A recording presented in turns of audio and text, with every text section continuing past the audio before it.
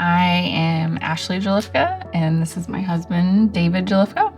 Before we got married, we made a deal with each other that if we weren't able to have children naturally, we just weren't going to have children at all. And then we found out that we couldn't. And I think it just kind of telling us that we can't have something or we can't do something, especially me. I don't take that answer. I'm just like, nope, I'm gonna prove you wrong. My name is Dr. Sharyar Kavusi. I'm a reproductive endocrinologist at Austin Fertility and Reproductive Medicine. My name is Parviz Kavusi. I'm a reproductive urologist at Austin Fertility and Reproductive Medicine, Westlake IVF. I'm the male fertility specialist here. It is a true privilege to be able to work with our patients who want to build their families. It's a very unique opportunity. And it's a very stressful time for them, so they need a lot of emotional support as they're working through this process. I mean, the truth is no one expects to be in our office, right? I mean, no one thinks that they're gonna have this challenge, and it's very common. We have a very unique practice model where we have reproductive endocrinology and reproductive urology under one roof. We have laboratory staff and we have a laboratory facility, the IVF lab, and we have our andrology labs.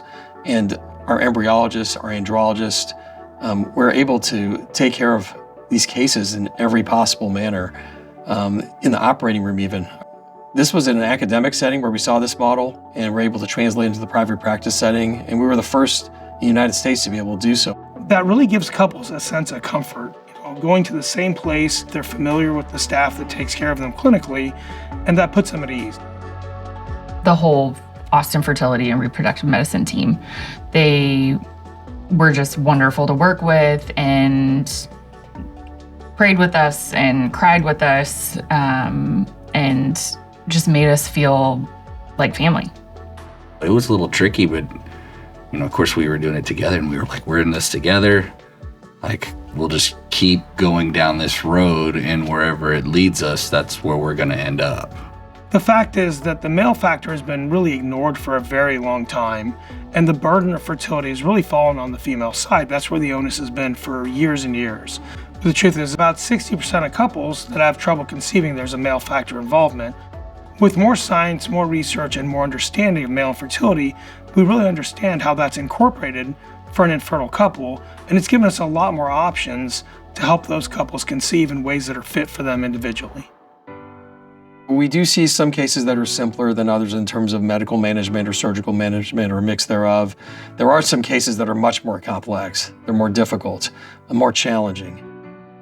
Once a week, we have an IVF meeting that really covers our more complex cases, whether it's male factor, female factor, or both. That includes reproductive urology, reproductive endocrinology, embryology, andrology, our entire clinical team. And so every week we meet and we go over our cases that are more complex. And so everybody's on the same page. All the questions get answered, all the I's get dotted and the T's get crossed. So there's no questions remaining for how we're going to care for that couple. Every step in our journey, they were like, what do you guys need? Are you guys doing okay? Do y'all need to come into the office? And we're like, no, we're great. Or like, yes, I could really use somebody to talk to. Okay, let's set you up. Let's get you in here. So, they were just great. The majority of our job is taking care of patients, and that's really where our focus is on a daily basis.